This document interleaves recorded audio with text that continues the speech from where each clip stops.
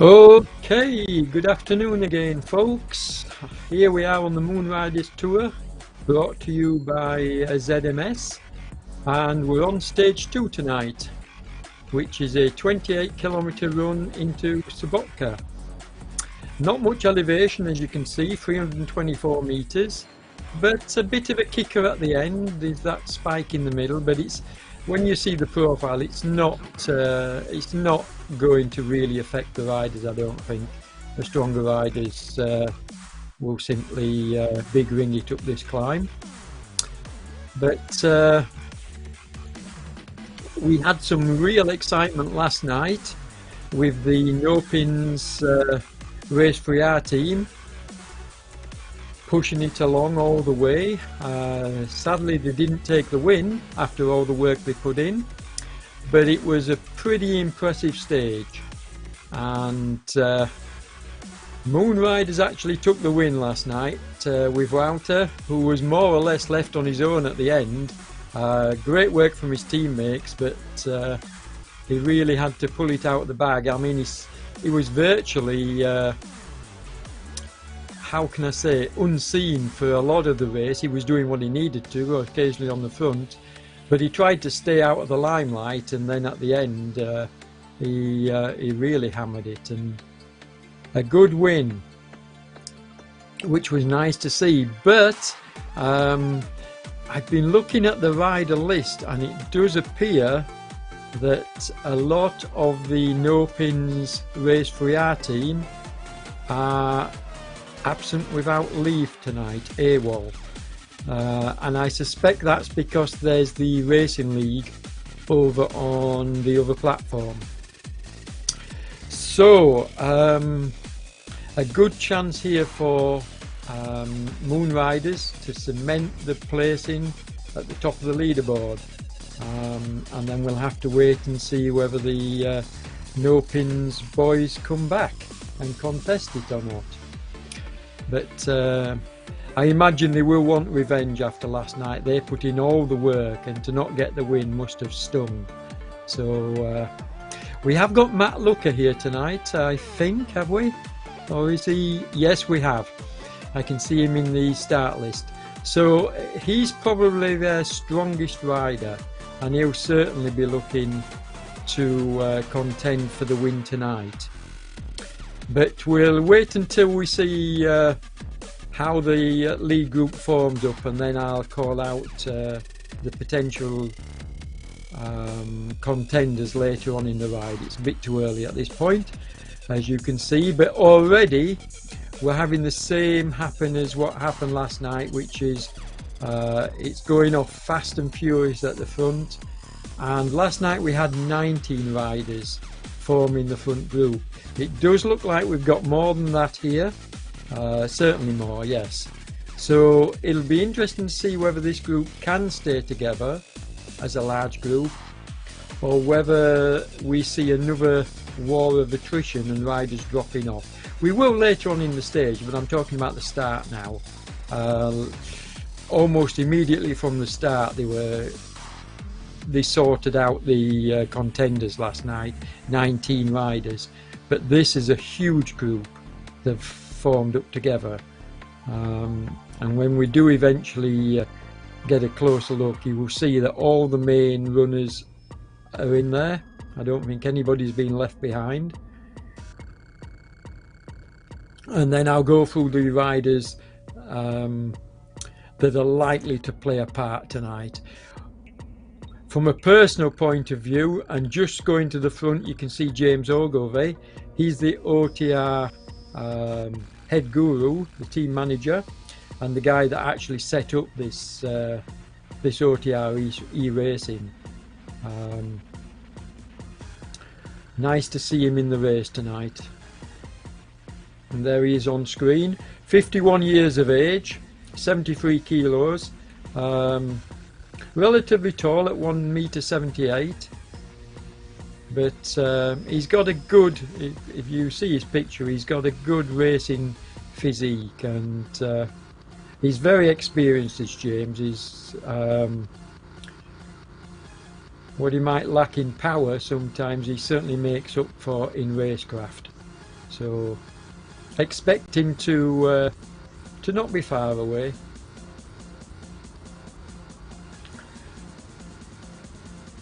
Faustino, think we've seen him before, but from Portugal. That's a Portuguese flag. Now obviously we all know Franco's Iker from Moonriders, very strong rider, and Franco's worked really well last night for Wouter. He really did a lot of work and ended up coming in lower down the field. So will he play the same role tonight, or will he have more to say? As did I think it's Daniel Schock, played a huge role in yesterday's result. Yes, it is Daniel, of course it is. And yeah, I expect Moonriders to really sort of boss this stage like No Pins Race 3R did last night. When I say boss, I mean I expect them to be there, to all the main riders, to stay with this front group until well into the race. I don't think we'll see the same tactics we saw last night, where we got the riders jumping off the front and taking turns to sort of like try and stretch the elastic and break it. And that was the No Pins team, the Race 3R. The tactics last night were very good, I have to say, but sadly it didn't come off for them. Moonriders spoilt the show right at the death.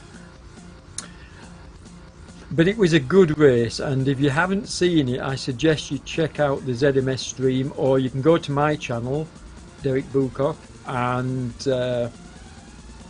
it's on there. The full ZMS stream is on there. As we see James once again put, and this could be, you know, James could well have said to his team, okay, let's try similar tactics tonight. Let's see if we can put out a decent field. I mean, I know Mike Adie's a strong rider, as you can see with James. So maybe they will try a similar tactic. But as it gets further into the race, let's see what happens. I think Paul Pudell, who's another strong OTR rider, is riding tonight, although I don't see him at the moment.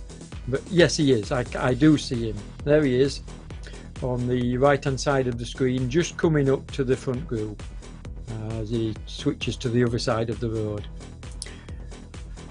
So it'll be interesting to see how this plays out. Still a huge group as we watch Henry Fowle from Moonriders, and he's on the he's in the Zoom room on the webcam, which is really nice to see. I do wish more riders would do this, because it verifies their performances and it's good. It makes for good TV.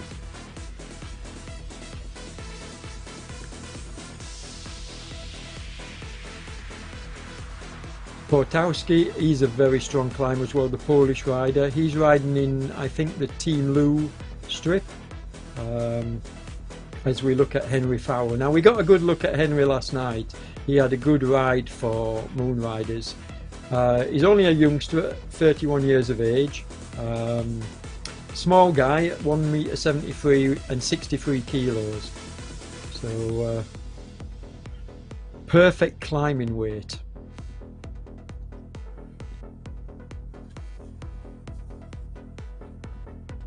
Who else we got here? We've got Olaf Stanner, the OTR rider, another good rider.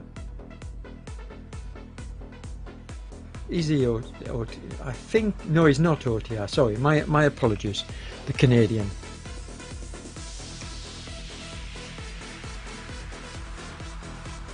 He's actually, I think he's wearing the, is it the Decathlon jersey he's wearing, so I'm not quite sure which team he's affiliated with.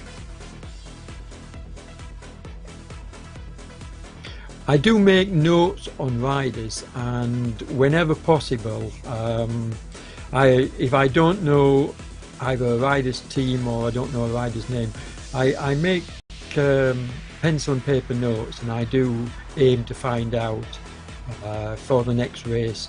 But invariably then, you know, some of the riders that we see for the first time, they don't end up turning up again in the next race. It's usually a couple of races down the line, but it's nice to see riders coming on board, trying the series, and hopefully they will join more.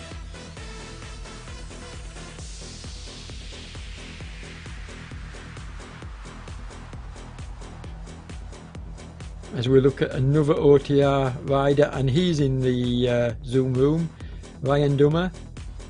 He was in last night as well, putting out over 400 watts you saw there as he comes on the outside, but now taking advantage of the draft. There's nobody really pushing this on the front like we had last night, so I suspect you can see the profile. I don't know why the paddle seems to be stuck at the start though. That seems a bit strange for me. I do know that sometimes the graphic along the bottom of the screen that shows the dots locks up and you have to switch it on and off, or you used to have to switch it on and off via the phone app. So maybe that's what's happened here. Maybe the white dots we normally see, which tells us where people are on the course, maybe that's not working at the moment. As we look at Ryan's figures, he's a tall guy at 182, 82 kilos, so he's certainly not what you could call a lightweight, but he's young and he's a strong rider. So I expect him to do a lot of work for the OTR team tonight in the later stages. Now, is it beginning to sort itself out? Are we beginning to see a thinning down? No, it doesn't look like it. And nobody really is, I mean, we got this Faustino fellow on the front, but nobody really is pushing the pace. Last night they were jumping, well, the No Pins Race 3R team were jumping off the front, you know, almost on every turn. It was crazy. But it was a good tactic because there's no doubt about if they had broken the elastic and got a rider away, it would have been done and dusted. Stuart Murray, now he was in the Zoom room last night but had issues and we couldn't see him on screen, so tonight he's got it working, as you can see. Again, as I say, nice to see. I love to see paint cams, especially in the closing stages as well. I mean, we had the winner of the Tour des Alpes, John Beams. He used his webcam throughout the tour, and it was just fantastic to see him on some of the stages absolutely killing himself, you know, really putting in an effort, as you can see Stuart doing here.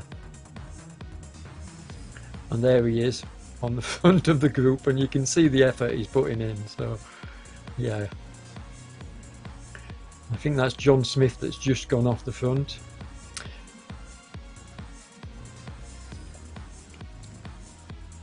There he is, 31 years of age, 1.74 m and 78 kilos.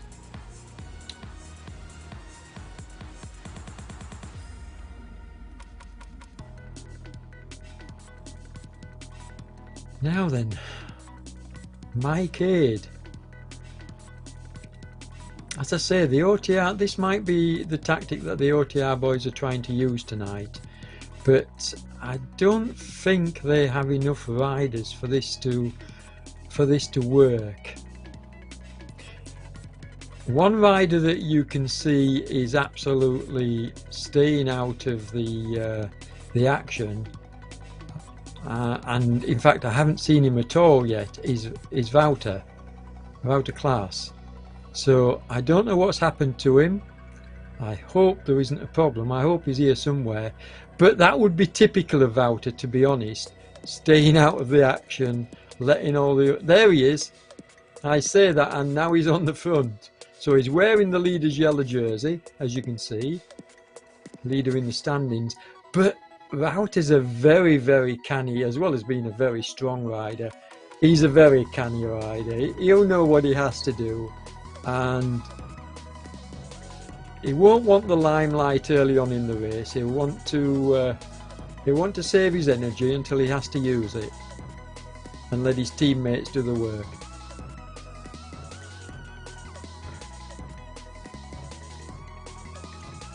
If I seem to be a fan or a fanboy of Wouter, it's because I watched him every stage in the Tour de Alps, and the work the guy put in and the way that he conducted himself throughout that tour, pulling himself up the rankings, and on some occasions absolutely giving 200%, never mind 100, was just absolutely fantastic to see. And so he's become one of my favourite riders to watch, I'll be honest. Him and John Beams, I think, both out of the same mould. As we look at Matt Lucker, the no pins race 3R rider, and he's a class act, is Matt. I said this last night. He won't have enjoyed being pulled over last night, so maybe he'll be out for revenge tonight. We'll see. Now Gav, I picked Gav as last night's winner, and I had Wouter as my second choice. So I got it wrong last night, and I'm not going to pick my winner until we get a lot further into the race, because it's way too early now. But Gav is a very strong rider. Doesn't seem to have any teammates to work with though, which is a bit of a shame. Maybe OTR should poach him.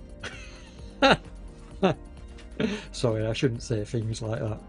OTR being my team, folks, so I'm making a bit of a joke there. But as Christoph sends us our first message, happy race all and be strong, Danny, on the last hill. Yeah, Christoph is a class act as well. I wonder why he's not taking part in this race. Maybe he will in the upcoming stages help out. I don't know. He rode really well in the Tour de Alps, so it would be nice to see him taking part. Now, who's this we've got off the front? I think it's Hartveld. Yeah, Hartveld. Now he's one of the few Dutch riders riding tonight. He had a bit of a showing last night, but then fell back towards the latter end of the race. So it'd be nice if he can stay the course. But it was, I mean, last night was horrendously tough in terms of the war of attrition that went on. The 3R boys knew what they were doing. They were deliberately trying to drop riders, and in fact they even stated in the chat that when there were 9 riders left that they wanted to drop the last 5 because there were 4 no pins riders in the last 9 last night, and they still didn't take the win. So yeah, that will have given them extra motivation for tonight. As you can see, 3 no pins race 3R riders in this group. And how many moon riders have we got? It looks like we got 3 moon riders, we got 3 OTR, so it's well spread, folks. In fact, it looks like we might have 4 OTR, so well spread, well shared out, this one. This is Ryan we're watching now. He'll just be settling in. So how many have we got in this front group? Let's have a look. We go down to 17th at the moment. maybe 7. Have we got 17 riders, or have we got a few more? Now, I've just seen Steve Brearley for the first time, and I mentioned Steve last night. He's a really strong workhorse. He really is. He's one of the best team riders that I know, in terms of giving everything for his teammates, sometimes to the detriment, because he's a strong enough rider to take the races on his own, but he just generally absolutely kills himself for his teammates. As we see Peter Brook-Ravel pulling back shock along with Gav. I think that's, yeah, Gav Ash on the front. And Peter's a real class rider as well. From Berkshire in the UK, 53 years of age, so the Masters category. But very impressed with the way Peter conducts himself and his racing. He's another really good team player. Rather tall at 185 and 78 kilos. You know, that's about right for somebody of his height.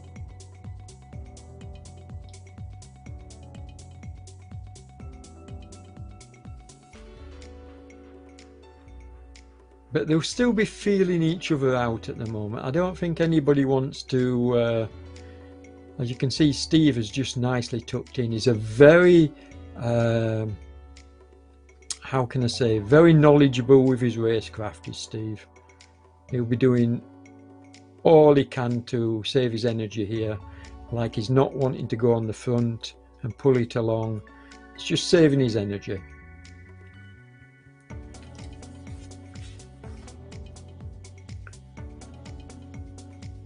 We watch Ryan going up on the outside and just tucking in on the wheel again. I don't know who this Faustino is affiliated with. I will look him up at the end of this event. I'm not going to try and go away at the moment and look at web pages, purely and simply because I think we're getting to the halfway point here. That was the halfway banner, the yellow banner you just saw them going under. And so this is going to get exciting now, because they're going to be looking at around this point to try and thin down this group.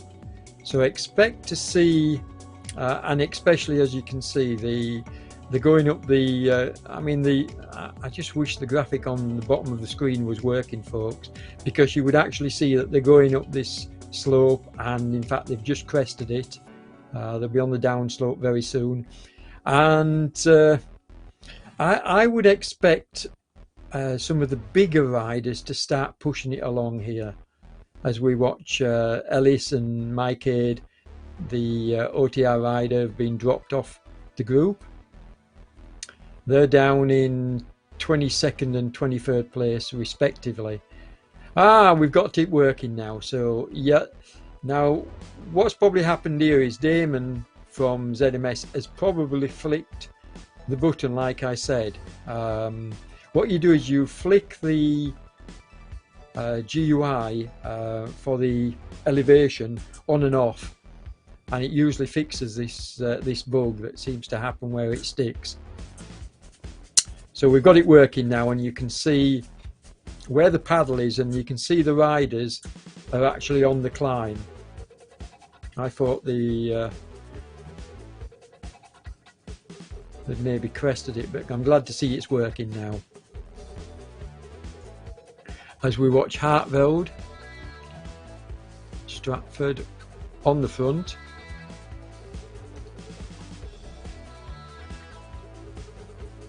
Frankos is there, he's kept relatively quiet. In fact, all your main contenders are here really. You can clearly see, there's Stratford, but Team Lou, but you can clearly see Matthew Stratford. Yeah, I should have remembered Matthew. I watched you before. And you can clearly see that this is going to come down to team tactics later on in the stage, because all three teams, when I say all three, I'm meaning Moon Riders, No Pins, Race 3R and OTR, all have riders in numbers in this front group. And we'll try to maintain those riders.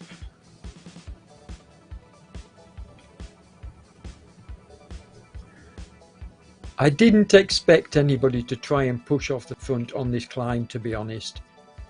I did expect them to stay together, and I don't think it'll be until we get into the sort of like flatter sections or even the downhill sections that we will see riders trying to take a flyer off the front, which is unusual. Normally you will see riders trying to break away on the climbs, but with this kind of field and the climb not really being steep enough, I mean, all these riders are probably big ringing it up this climb.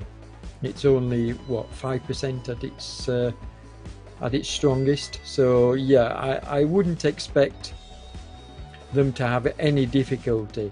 Now you can see the final kicker does actually go into the deep red, so we may get that may well be a bit of a stinger, and it may well be, you know, like a 10% or so, which could have an influence on the finish for the race, because a pure sprinter is not going to be happy having to go up that kind of a kicker at the end. We shall see. I do know that Matt Lucker is pretty handy, pretty nifty on the uphill finishes. So if he's there, and I expect him to be towards the end of this stage, then here we go. Here's the rider zoom room look. So we've got Dummer, Ryan Dummer, we've got Stuart Murray and Henry Farrell. Yeah, there we go. Henry's showing off his chest. Ryan's the one on the left hand side.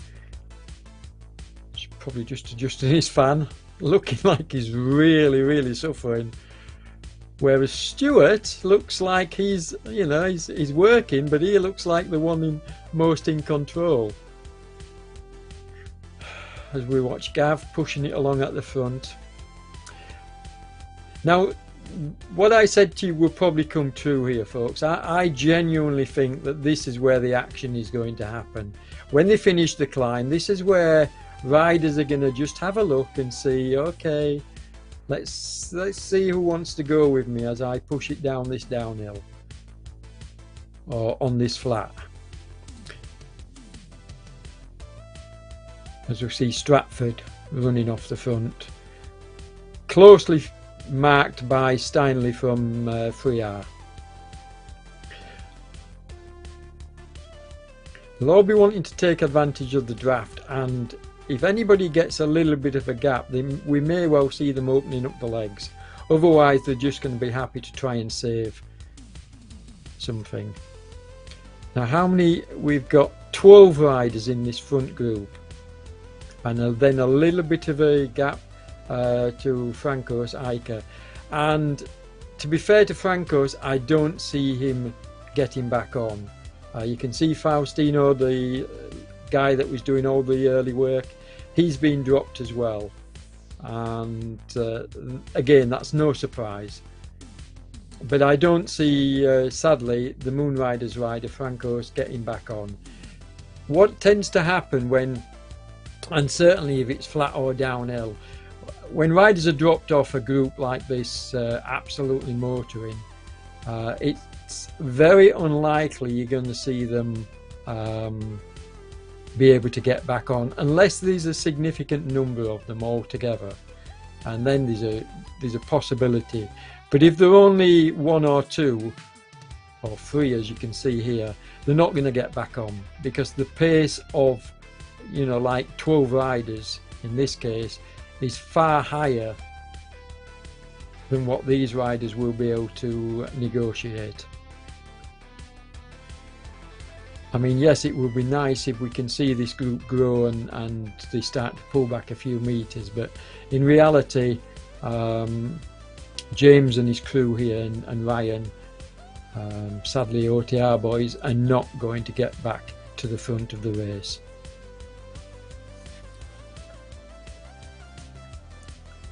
And I think, can we have 12 in that front group, but by the time we get back to them, it could have slimmed down even more, because there's no doubt that these riders are pushing on now, as I said they would. You can see the OTR rider jumping,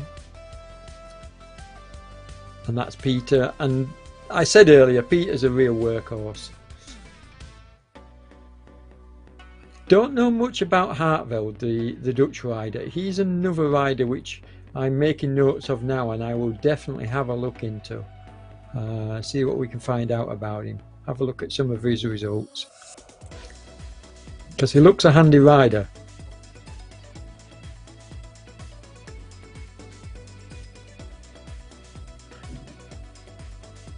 I don't know much about Stratford either, the Team Lou rider, so I'll check him out as well. I know Bergqvist very well, and this is the first time I've mentioned him. So Bergqvist has managed to stay under the radar, out of the way, and this is the first time he's got a mention tonight. And that like I said last night with a couple of riders, that's clever riding. If you can stay out of the way and you're not even mentioned by the commentary team, it means that you're doing a good job. As we see Wouter on the front, and the other riders just letting him go on the front, but Wouter was canny enough just to, you know, just to say, nope, I'm not going to ride on the front for you guys. He's way too experienced to do that sort of nonsense.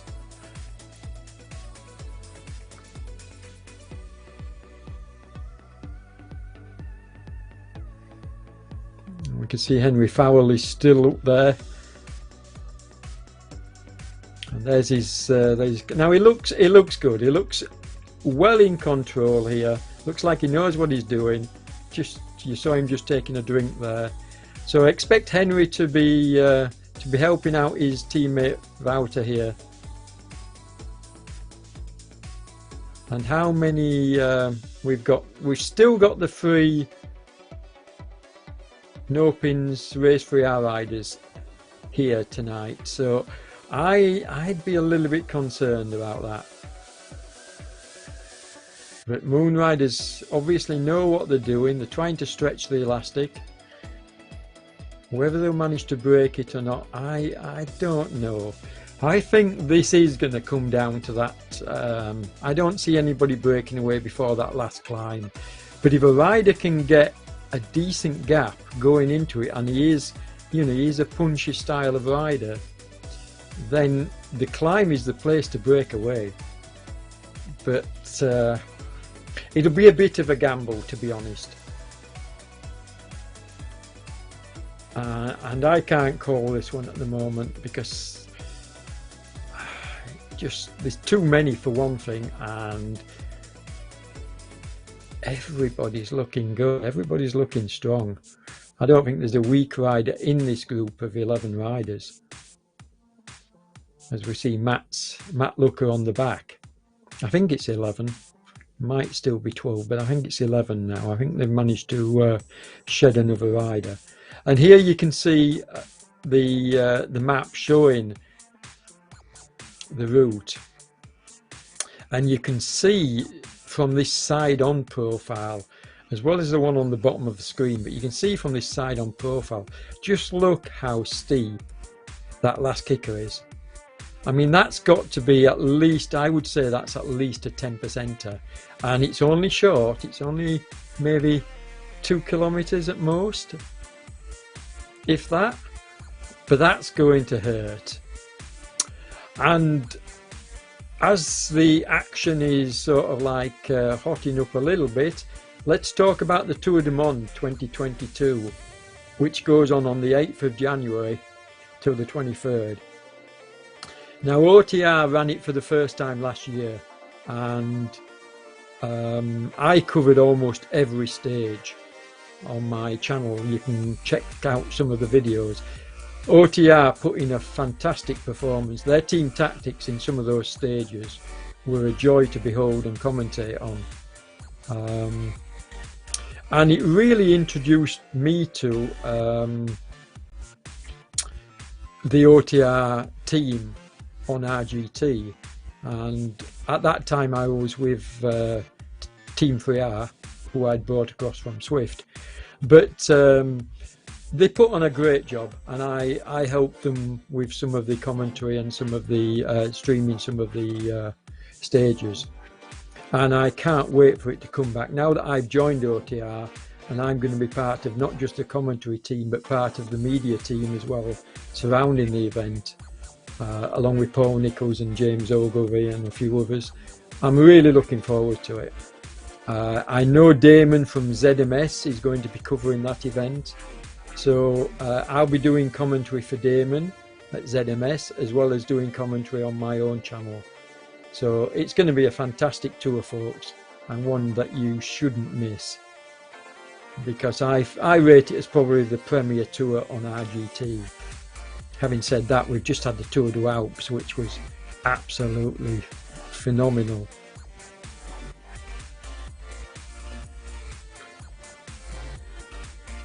But you can see that nothing really much is happening here. This is going to kick off when we get to the climb. We might have an odd burst from riders before then, but I think they'll be saving the powder, as we just see Wouter just ease into the front. But look how sensibly, once he's at the front, he just eases that wheel back, slows down his cadence, and lets the other riders come past him. As we watch the 3R rider Stanley at the front. Now he's above threshold at the moment, so this is a proper effort to try and pull the group apart. It's not going to work, I don't think. Although 4 riders have got a little bit of a gap. I was going to call it a 10-meter gap, but it's coming down. But yeah, now you can see that Wouter has actually jumped off the front here because of the 4 riders that were pushing the pace along. But I don't think he's going to keep this going. It's too far to that hill. So he's going to allow them. Yeah, he's easing up. You can see his pace is dropping 2.9. Very good tactics from Wouter, because he knows he can't go so far from the line. That would never stick with riders of this caliber chasing him. This is going to be a pretty exciting finish, folks.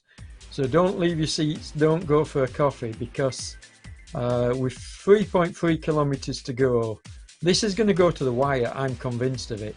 And look at Matt Looker at the back, trying to take maximum effect of the draft and do as little work as possible.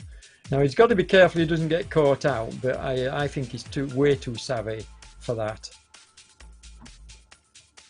But you can already see that a small group has jumped, so you've really got to be so careful here. I don't think they're worried. I think the group behind, you can see that these 5 riders, well, 4 riders, 1 in the middle, and the 1 in the middle is going to help the group behind get back on. You can see Lyndon Poco, and that's the first time we've mentioned him tonight, so he's stayed quiet. But I think he did much the same last night. He worked really hard, and then towards the end was struggling to hang on. I'm not saying he's struggling now, but he's another rider that hasn't been mentioned, so yeah, could have a lot left in his legs. But look at Wouter just chasing the wheels, just finding the best wheel, getting in the middle. Look, he really does know his stuff. Now we're approaching the base here. I wouldn't expect him to kick. I would expect it, yeah, and that's what he's doing. Just easing up. He went from 4 watt kilos to 3, just easing up enough to let the group catch him nice and steadily. You can't ease up too much, because if you do, they just go sailing past you. So what you do is you just gradually reduce your watt output and find a wheel to jump onto, like he's done here. He's in second spot on Farrell's wheel.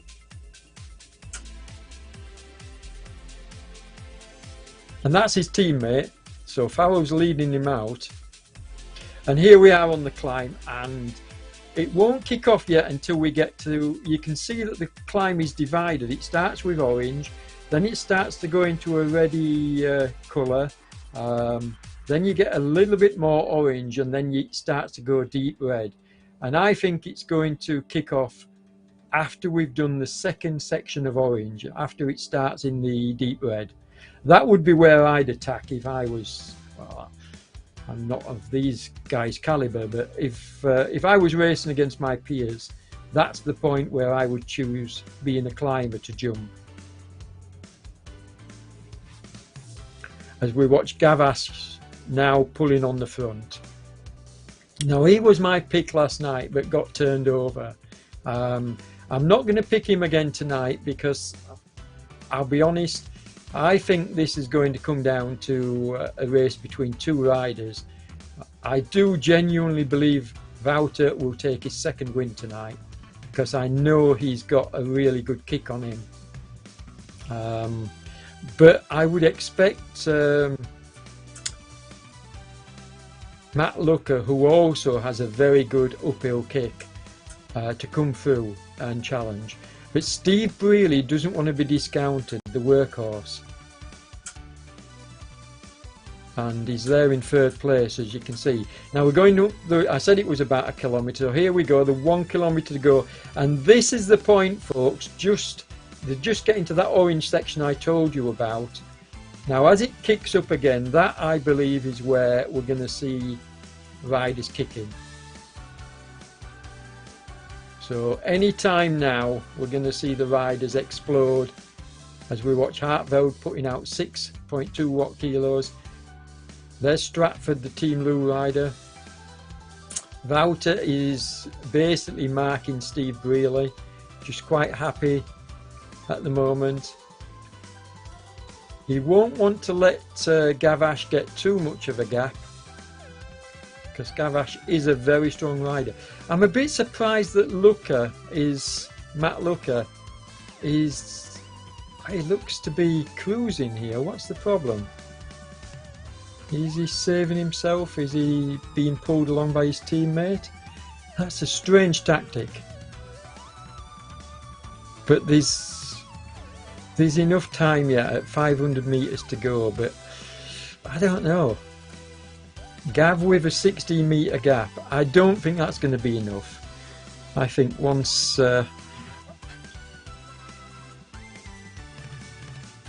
my money's still on Wouter, who's in 4th place at the moment. But it does look like he's being dropped. Can he get back? But Gav is looking, I mean, I picked Gav last night and he didn't win, and Wouter was my 2nd place. Is it going to be am I going to sort of like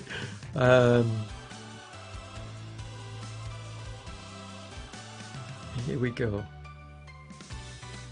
He's looking strong, you know. 190 metres, 170. Stratford's caught him, the Team Lou rider. And Stratford's going past. 9.4 watt kilos, folks. Looking, oh, he's got this. He's got this. Nobody's going to catch him. He's got this. There we go. Stratford takes the win for Team Lou. There's the finish. There he goes. Well done. What a good race. And you see, Stratford was another rider totally under the radar. Hartveld 2nd. Gavash came in 3rd and Wouter in 4th. Now, that may be good enough to leave Wouter at the top of the standings. Steve Brealey 5th. the workhorse. Fowl, Moon Riders in 6th. So I'm trying to calculate, but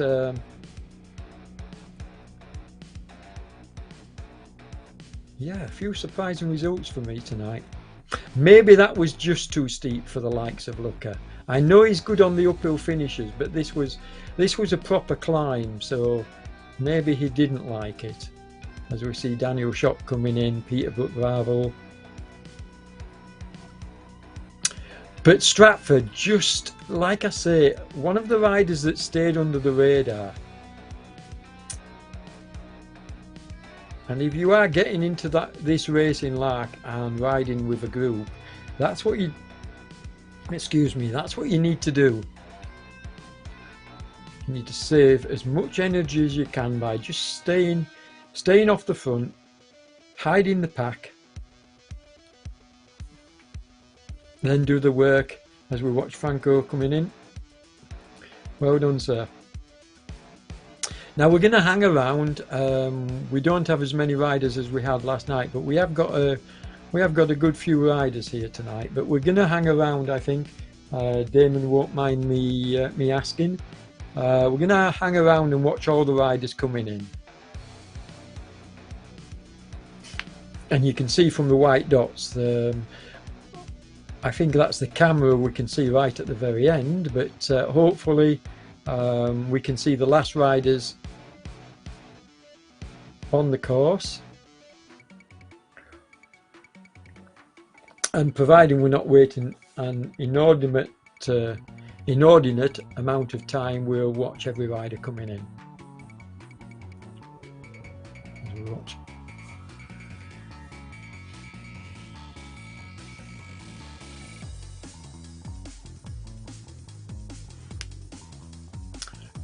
Roy Neal just taking Ryan on the line. And doesn't he look spent, folks? That's one of the reasons why I love to see paint cams. You know, riders using a webcam to show them in their pain caves, because you can't hide. This is my boss, James, the founder of OTRE Racing. And what a fantastic job he's done. I mean, and I'm not just saying this because I'm now with OTR. And Paul from Germany, Paul Podell. But James has done a wonderful job with OTR on this platform. I mean, the OTR events now are seen as like the premium events for RGT. The tours they put on. I mean, I was pretty proud when I ran a tour called the Tour of Sicily, which really had a good turnout and a good take up, and I put a lot of work into that, and that's why I think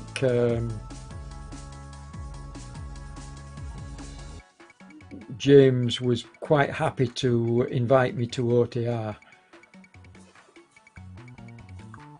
And hopefully we can all work together, and certainly I think in the upcoming Tour du Monde in the new year, we'll really have some good media for you. As we watch Ellis coming in from Dad's Dirt ride, I think.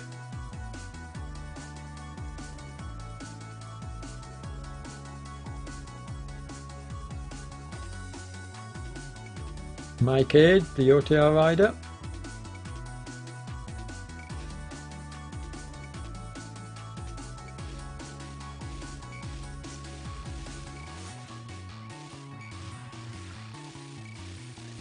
I mean, it must be hard when you lower down the field and you're having to fight like this when you've been dropped from the main group. So full credit to all the riders that finished these stages. I have nothing but the utmost respect as we watch Lars Reitz coming in. I've seen him before. I love his jersey. I don't know which jersey it is, but I do like it. That's something I will check out when I'm commentating, and I can zoom in and have a look at the jersey. And Karol Palowski. This is it either is a 4? Well, it says is a 4, but I think it's either is a 4. Mike Wareham.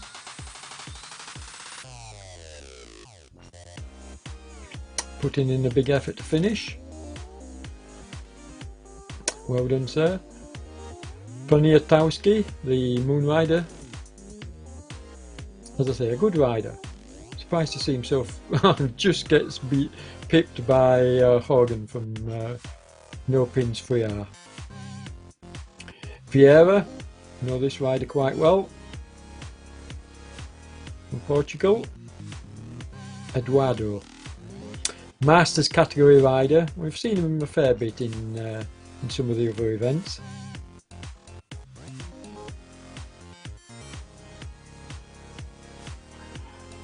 And Lamont.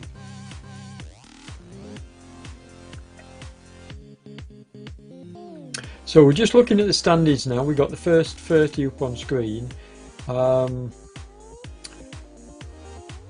Obviously this tour is running over 3 days a week, folks, and that's Monday, Tuesday and Friday.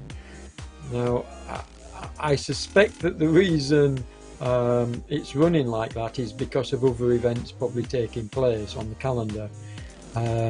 So I'm afraid you have to wait a couple of days until Friday and we resume coverage. But tonight's event, I think we did very well with the turnout. But we didn't see a stronger team turnout from the No Pins 3R folks, purely and simply because over on Swift they had the Racing League taking place tonight, and that's why we had some riders AWOL would be over there riding, which is a bit of a shame, but hopefully on Friday we can see a larger turnout and more big hitters coming along as well. Not that we haven't had big hitters tonight, we have, but I think you may well see more of a team game on Friday as we watch David Alves coming in. Nice high cadence, look at that, 108. Another Portuguese rider, and Rohan. Rider that seems to be stuck on the side of the road, unless he's just taking a breather, got a cramp or something, as we watch Taylor catching him. Now he's not showing any wattage, so maybe he's said to himself, beggar this.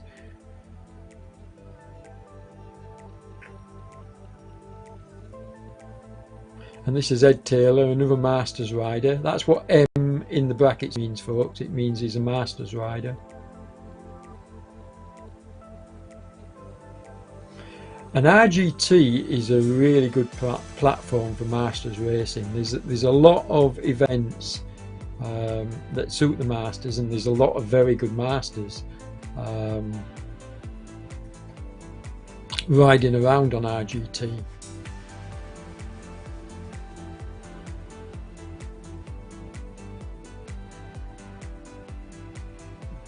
But one of the other things that really strikes me about RGT as well, and something which I've taken part in myself, is the number of events that target like lower rated cyclists or cyclists recovering, or cyclists that, you know, that, like for example the Flemish series, which is capped at 3.2 watt kilos. But there's lots of that kind of, as we watch, I'm not even going to try and the next Moon Rider coming in. I'm not going to try and pronounce that name. And here's Stuart in his pain cave. finishing off for OTR, just being taken on the line. Oh no, he's not. No, he's holding off Chong. Chong just pips him on the line. That was a bit naughty, Chong. I think Chong's from New Zealand, looking at the flag. Stuyvenbergen.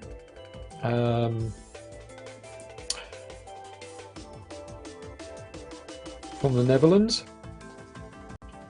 And he's been followed by another rider from the Netherlands, Van Brekel.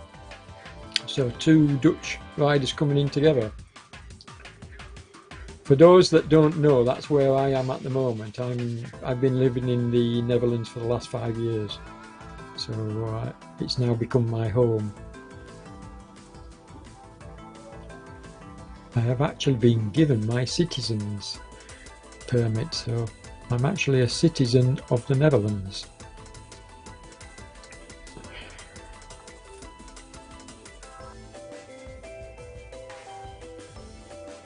There we go. I think I've seen Pedrix. Yeah, Oliveira. I thought I had. I've seen Pedrix before. Another Portuguese rider. We do seem to have a lot of Portuguese riders on this platform. That's one thing I will say. And Spanish riders for that matter. Although not so many Spanish riding tonight. I haven't... we watch Guy coming in. The German rider Orenuk.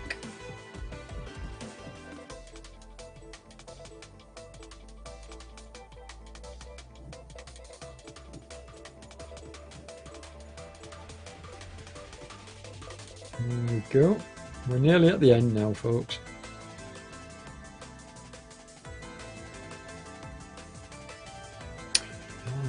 Zofsik now, what's that flag? Is that a Czech flag?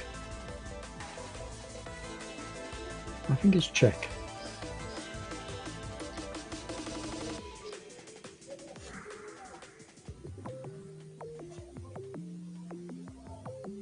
So putting in a fresh old effort, as you can see by his red figures. Nice way to finish. And over the line. Then we've got a couple of riders after we watch Doosan coming in. We've got, and it looks like he's another. I'm pretty sure it's a Czech flag, that one. So this is another Czech rider coming in. And then we've got Gilbert and, oh, they were close together. It looks like they're having a bit of a fight.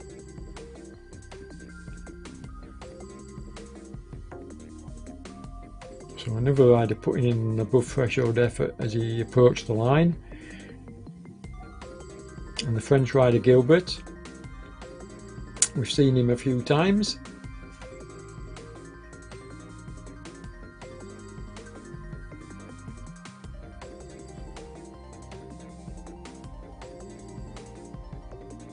But yeah, I think if we had to choose a nation for the most riders, I think Portugal would be well up there.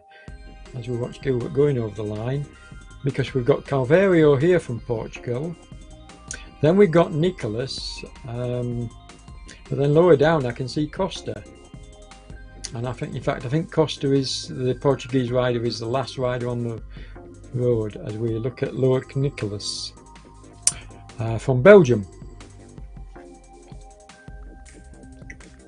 and he's being followed by another Belgian rider, Lewis. Here we go. And again, a above threshold effort to kick off his finish, Fabrice. I like it when the names come on screen, folks, because like I say, I keep a pen and paper, and he's just been overtaken by a Leandro.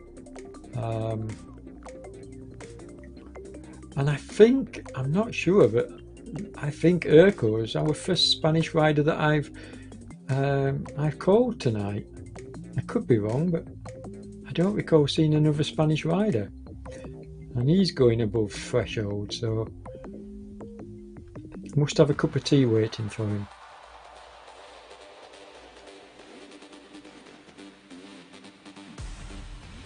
Although I don't think the Spanish are well into the tea, are they?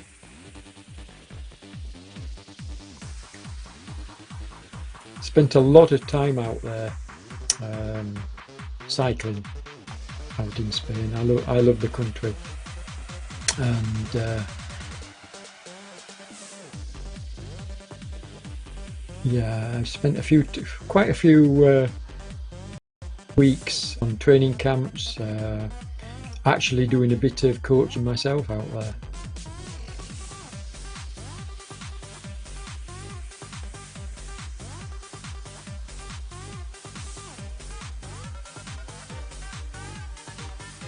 So we've got what we got? 1, 2, 3, 4 riders to come in. We've got Leendo here, then we've got Lewis, Ian Hurst from No Pins, Race for R, and then I think is it Terry Costa? Yeah.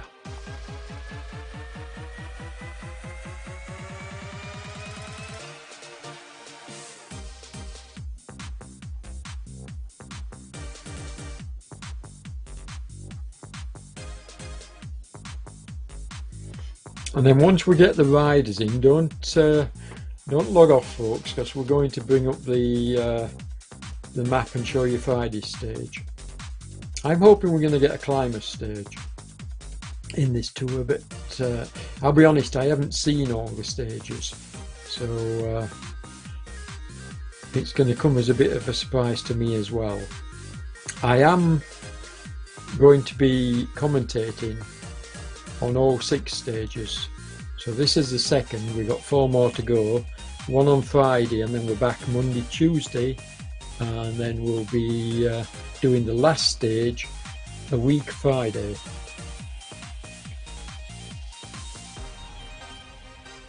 But we'll have the results if Damon can get the results to me, the results list, or anybody else. I can actually post them when I do a video edit and add them to the end of the video. We watch Ian Hurst coming in.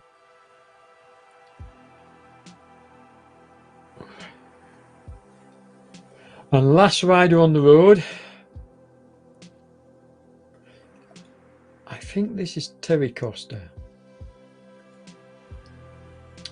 And Tanya, I apologise, Tanya. I thought it was Terry, T-E-R-R-I, but it's Tanya Costa. And Tanya's the first lady I've seen tonight. So it would be nice if in these series I mean, we've got some amazingly strong ladies on RGT, and we saw that in the recently passed Tour du Alps tour, which finished last week. Amazingly strong ladies, and I don't know why they don't do more racing in these tours.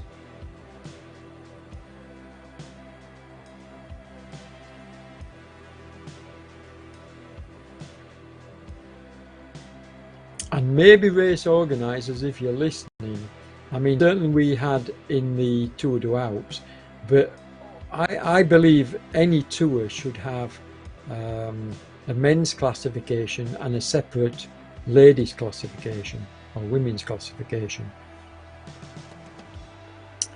We made a pretty big deal of it during the Tour du Alps because we want to try and encourage the ladies to take part.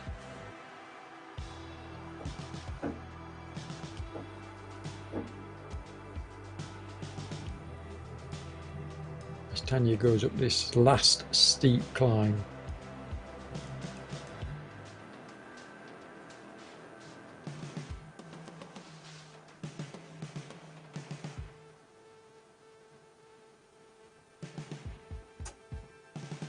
And it does look like the paddle once again is stuck.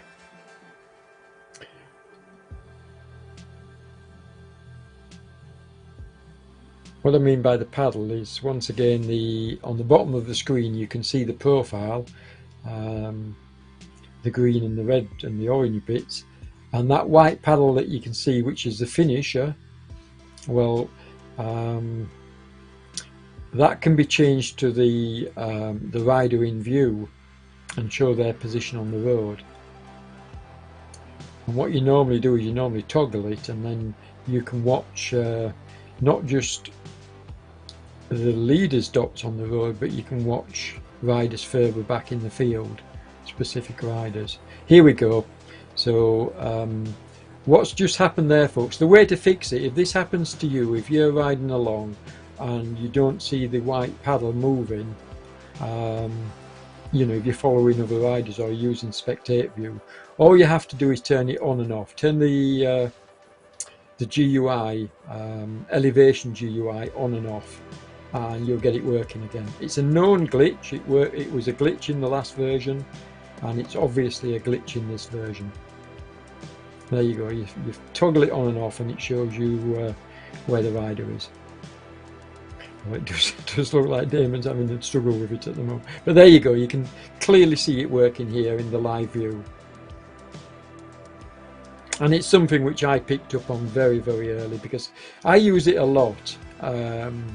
When you're commentating on a race and you've got a lot of riders in the race, it's a really good way of making sure you not missing the action as Tanya goes under the 1 kilometre to go banner, the Flamme Rouge. But it's a really good way, folks, of making sure that you don't miss any action, because you can watch a rider in the middle of the field or further down the field, but you can also keep an eye on the dots out front. And for example, if you saw 2 or 3 dots all together, so that basically tells you that 3 riders are riding together, and then all of a sudden, while you're following other riders further down the course with the paddle, you actually see a big gap between, you know, 2 of the riders and 1 of the riders. You know that somebody's broken away, and so you switch the action immediately back to that part of the race, you know, by using the up and down keys or the go to the front, go to the back keys.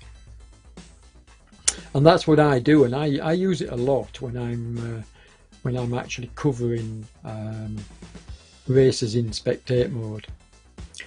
Now, I've not done that since the new app, because obviously it was only released yesterday, but I do look forward to possibly covering an event either tomorrow or Thursday, just a practice event prior to returning on Friday to cover this tour. Other news to mention, and I'm sure ZMS won't mind me doing this because we are affiliated with OTR, but OTR have a news program now every Monday round about mid-afternoon, round about lunchtime, mid-afternoon. There's an OTR news program.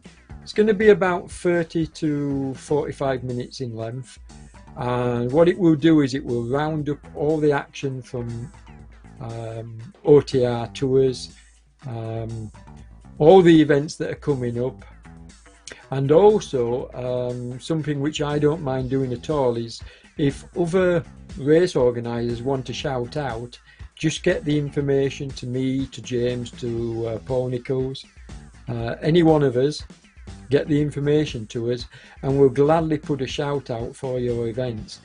If you've got any graphics, we'll put them up on screen as well. So it's an OTR news show, but it's not just for OTR. It's to benefit the whole RGT community, which is something I'm pretty big on. That's the whole point of me broadcasting, to be honest. Now Tanya's almost finished here, 560 metres to go. I said it topped out at about 10%, and there you can see she's on the 9.8. So yeah, I was right when I said I thought it went up to about 10%. So she's nearly there now.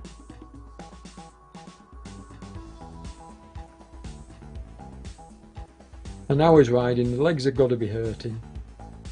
And to finish with, you know, a steep little kicker like this can't be easy. But well done for sticking it out. Nice cadence, nice high cadence, 82, 83, so she's obviously got a nice rhythm going.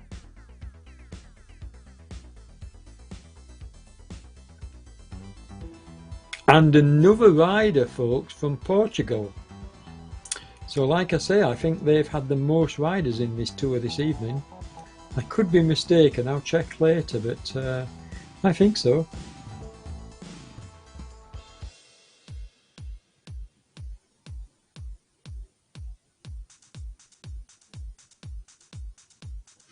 And then as soon as we get Tanya coming over the line, we'll check out the map for stage 3, which happens on Friday.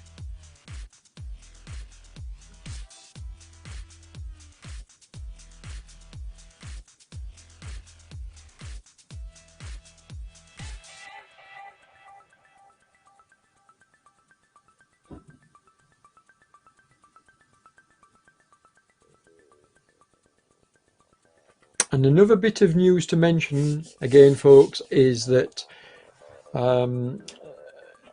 this race, you'll be able to find the link to the ZMS live stream on Facebook, in the groups, but then probably sometime around tomorrow afternoon I'll do an edit of this video, add a couple of bits and pieces, and then we'll post that on my stream as well. So you have two ways of finding this live stream, and that's through the ZMS portal and also through my YouTube channel.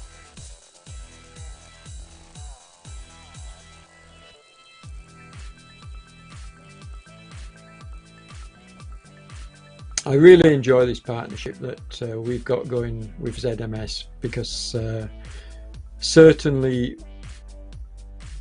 it's to OTR's benefit in terms of getting our series out there and getting a good audience as well. I think this software that Damon uses, I mean, just look at the quality of the graphics here, and I mean, I can read even when he's got the like 4 window view up on screen, the resolution is so good that I can even read the tiny writing, and I've got terrible eyesight. I have to wear huge glasses when I'm trying to read off screen, as you've probably seen in some of my news programs. And the fact is, I can even see this writing sometimes without my in fact, I haven't got my glasses on at the moment. So the resolution is superb, and it just looks so nice in ultra. The new app actually looks clearer than the old. Whether it's because they've tweaked the resolution or what they've done, I don't know. As we watch Tanya roll over the finish line, well done, lads. And that, folks, is it. That's the end of the race, officially, with Tanya coming in Lantern Rouge. Now what we'll do is have a quick look at the results, and then we'll pull up the map of stage 3, which is going to take place on Friday, same time, 8:30 my time, which is CET, 7:30 PM or 19:30 GMT.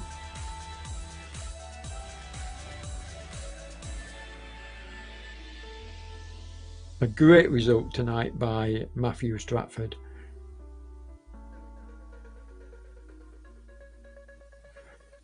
So here we go, 24 kilometers, but a decent amount of elevation. So 703 meters, you can see there, 703 meters of elevation. Let's have a look. There you can, yeah, you can see. So it's another uphill finish, folks, and there's a couple of hairpins on it. One, I count 3 hairpins, and it's definitely an uphill finish. Winterberg. So I'm looking forward to that one, and we'll see you back on Friday. Please join us in the studio, and we'll call it a night at that. Take care, everybody. Stay safe, and thanks for watching. As I say, you can check out the video on the Facebook groups, and also check out my YouTube channel. Hit a like, subscribe if you're not already subscribed for more content, and we'll catch you in the next one on Friday. Take care, folks. Bye for now.